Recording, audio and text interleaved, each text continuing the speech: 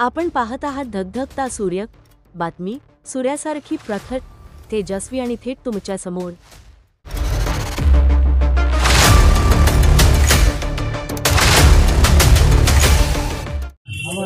रामलीला मैदान बचाव समिती याचं असं की रामलीला मैदान म्हणजे जिथं रामलीला व्हायची, सांस्कृतिक कार्यक्रम रामलीला, ते ग्राउंड आहे त्या तुमच्या बॅक साईडला जिथं बांधकाम चालू आहे। काही भूमाफियांनी पैशा जोरावर म्हणा किंवा राजकीय हेतूच्या जोरावर म्हणा किंवा भ्रष्टाचारी अधिकाऱ्यांच्या जोरावर म्हणा, त्यांनी आता बघू शकतो आपण टेंडर भूमिपूजनच्या 15 दिवसानंतर जाहिरात आली टेंडरची लोकमतमध्ये 15 दिवसानंतर। आणि हे सगळं आम्हाला माहिती काढायला, माहितीच्या अधिकारमधून आम्ही सगळे माहिती काढले, वेळोवेळी अधिकाऱ्यांना आम्ही अर्ज दिले। त्या अर्जांचा तर आम्हाला रिप्लाय आलंच नाही, पण आम्ही ज्या माहितीच्या अधिकारद्वारे माहिती काढली की बाबा हे कसं झालं, काय झालं, ॲग्रीमेंट दाखवा, त्यासाठी आम्हाला 7 महिने लागले। तब्बल 7 महिन्यानंतर आम्हाला 8 महिने लागलेले, 8 महिन्याच्या जवळपास। त्याच्यानंतर आम्हाला हे सगळे पुरावे भेटलेत आणि आता त्यांचं बांधकाम तर 80% म्हणा किंवा 50% बांधकाम झालेलं आहे।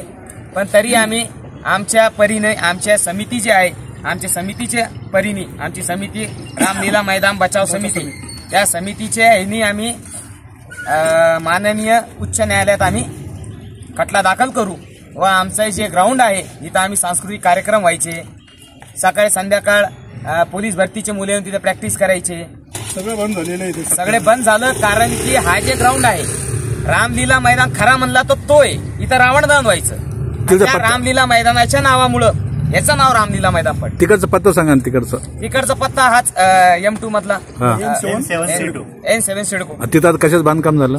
तिथं आता तिथं खाजगीकरण करून तिथं डेव्हलपमेंटच्या नावाखाली जिम, स्विमिंग पूल, टर्फ, योगा असं त्यांनी 5-6 सेक्शन बनवलेत आणि ते सेक्शन मोफत मध्ये नव्हे, आता खरं म्हणलं सगळं मोफत द्यायला पाहिजे, कारण की वाड्यातल्या लोकांचं ओपन ग्राउंड आहे सिडकोचा आणि सिडको कडून NOC न घेता महानगरपालिकेने त्यांना लीजवर दिलं, जे की चुकीचं आहे पूर्ण। आणि ते त्यांनी चालू करून 8 ते 10 हजार रुपये एका विद्यार्थी मागं मंथली लावून ते सगळे पैशाचं भांडवल करू लागले। म्हणजे इन शॉर्ट तो एक व्यापार झाला। सरकारी जे जागा आहे जे त्यांनी अनऑथोराइज्डपणे लीजवर घेतला त्याचं हे काम चालू आहे।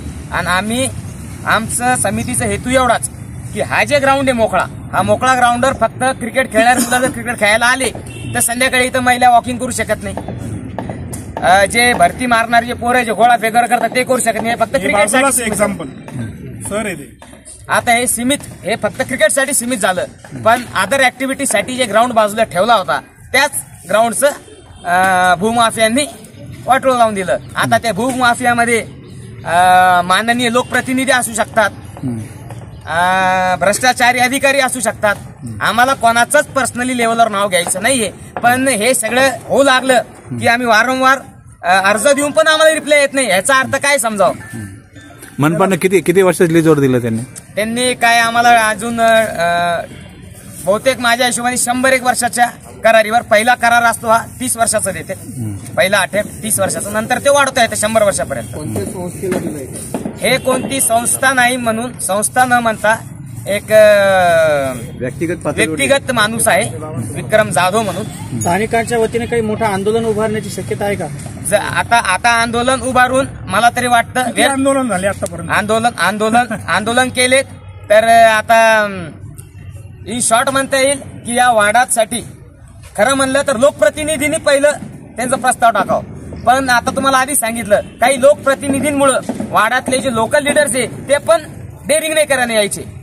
पण जर का हे काम थांबलं नाही तर आम्ही थांबूच, हायकोर्टात आम्ही माननीय हायकोर्टात आम्ही खटला दाखल करून आम्ही थांबूच।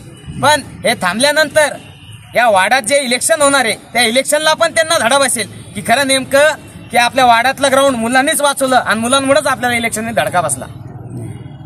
कारण की लोकप्रतिनिधीचं काम आहे की वाड्यातल्या लोकांचं म्हणणं काय, ते वाड्यातल्या लोकांचं म्हणणं सोडून ते भूमाफियांचं म्हणणं पाहू लागलेत, असं आलं नोट टाकलं खिशात। हे असं चालणार नाही। आपल्याकडे पालकमंत्री शहरातले जे अतुल सावे पण मंत्री आहेत, त्यांच्या त्या संदर्भात तुम्ही त्यांच्याकडे आता मी सांगतो, या आता तुम्ही जे नाव घेतले लोकप्रतिनिधींचं ते स्वतः या भूमिपूजनला उपस्थित होते. तुम्ही नाव विचारलं म्हणून सांगतो, ते स्वतः भूमिपूजनला मुख्य अतिथी म्हणून उपस्थित होते. त्या टायमाला आम्ही निषेध केला, विरोध केला, तर आम्हाला 2 मिनिटात पोलीस प्रशासन आली की तुम्ही मंत्र्यासमोर विरोध करतायत, आम्हाला उचलून नेलं. म्हणजे इन शॉर्ट आम्ही आंदोलनही नाही करू शकलो. संविधानाच्या दायऱ्यामध्ये येतो की बाबा तुम्ही विना कोणाला हानी पोहोचवता तुम्ही आंदोलन करू शकता. तिथं फक्त आम्ही आमचं विचारच मांडलेत की साहेब आम्ही या वाड्यातले माणसं आहे, आमचं असं असं आहे. तेवढ्यात त्यांना काय झालं काय माहित, पण मात्र माहितीचे अधिकार तुम्ही आता 8 महिने तुम्ही प्रयत्न केले 8 महिन्यानंतर कोणाकोणाचे नाव असे नाव आज न उद्या येणारच आहे ना. हा, तर नावं म्हणजे आम्ही मागवले की बाबा तुम्ही आम्हाला ह्याच्या रिलेटेड जे बनलेलं आहे, मग त्याचं करारनामा असो किंवा जे काही असेल तेच मागायला आम्हाला कमीत कमी 1 कॉपी मागवायला ते 3-3, 4-4 महिने टाइम घ्यायचे. पण माहितीचा अधिकार असं म्हणतो की तुम्ही जे काही दिलेलं आहे ते तुम्हाला 2 महिन्यात जास्तीत जास्त 3 महिने भेटलं पाहिजे, पण आम्हाला हेच 8 महिन्यानंतर भेटलं.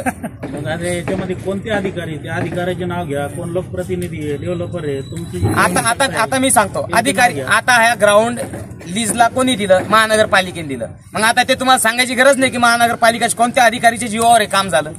आता तुम्ही म्हणले मंत्रीच नाव घ्या. आता आपण ज्या वाड्यात बांधकाम चालू आहे कशाला कोणत्या मंत्रीच नाव घ्या? तुम्हाला माहित नाही का आता मंत्री कोणच आहे? नेत्यांचे नाव सांगा ना. नाव सांगा ना ज्याला लीजवर येतं. नाही घाबरायचं नाही.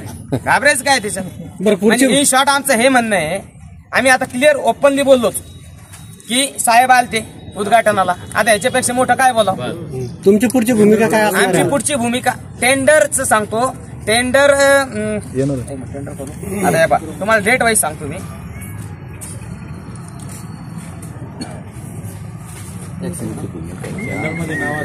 एक मिनिट सांगतो मी तुम्हाला. भूमिपूजन 3/2025 लोकमत मध्ये महानगरपालिकानेच दिलं. आणि त्याच्यानंतर आणखीन एक तुम्हाला दाखवू इच्छितो मी. त्याच्यानंतर आणखीन एक आहे जेव्हा आम्ही सिडकोला जेव्हा आवेदन दिलं, जेव्हा त्यांना माहित पडलं की आम्ही आंदोलन करतोय, तर त्या टायमाला सिडकोच्याच एका अधिकारीने म्हणलं की बाबा आमच्याकडून यांनी एनओसी घेतला नाही. याचं पण आमच्याकडे पेपरमध्ये प्रिंट आहे, त्यांनी पेपरमध्ये बयान दिलेलं आहे. माहिती अधिकारामध्ये सिडको कॉर्पोरेशन याचा तुम्हाला खुलासा तर झाला असेल ना? खुलासा झाला. आम्ही पेपर आमच्या उच्च न्यायालयांच्या वकिलांच्या हातात दिलेलं आहे. पुढची भूमिका काय असणार आहे? आमची पुढची भूमिका एवढीच की आम्ही उच्च न्यायालयातून आम्ही स्टे आणू, आणि स्टे आणून आम्ही असं आम्ही आणखी स्टे आल्यानंतर आम्ही असं मुद्दा मांडू बाबा तिथं की बाबा आम्हाला हे जे आहे जसं आमचा ग्राउंड होता ते ग्राउंड आम्हाला परत करा. आपलं नाव? सर्वांचे नाव माझं नाव ॲडव्होकेट रविरंजन सुनील उपाध्याय. अजून नाव सांगा ना आपले सर्वांचे. सोबतचे आता ही आमची समिती आहे. समितीमध्ये अध्यक्ष जे आहेत ते आपले देवेश चंद्रेश दीक्षित, उपाध्यक्ष राजेश मोहनलाल नंद, उपाध्यक्ष अभिषेक विजय साळवे, सचिव ॲडव्होकेट रविरंजन सुनील उपाध्याय, सहसचिव यशवंत संजय तासकर, कोषाध्यक्ष विष्णू कैलास बरसया, मयूर गंगानाथ काकडे, ऋषिकेश संजय साळवे हे सदस्य आणि इतर बाकी सदस्य. ओके, धन्यवाद. ओके.